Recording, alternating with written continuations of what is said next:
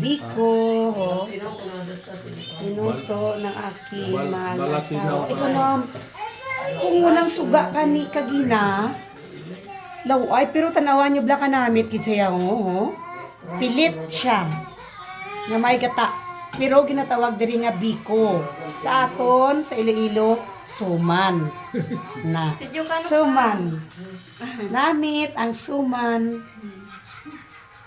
Suman ka mo Paano mo inlutohan?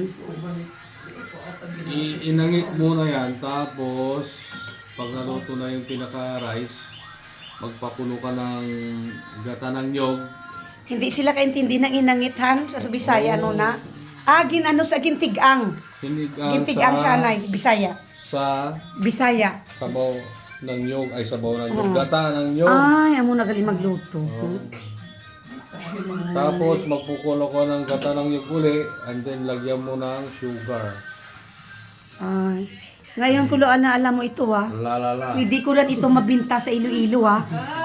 Ay, oo. Hindi ka sinabi, marunong ka pala nito. Marunong yan. Duga. Tape po. Kain ka mo dira, kay kanamit sa ang amon nga suman. Nyaramidang kumapit. Kuya, kaunta?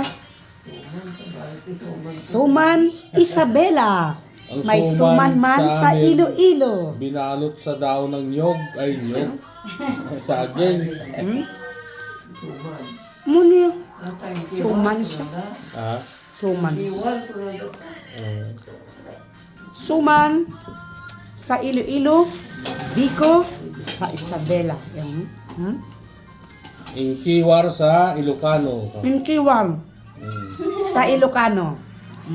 Laya. Mga taga Ilocano dyan. Kabalo na akong mag-Ilocano, ha? Laya. Laya. Kinkuwar, Laya. Na. Mabot ko no sa euro na. Laya.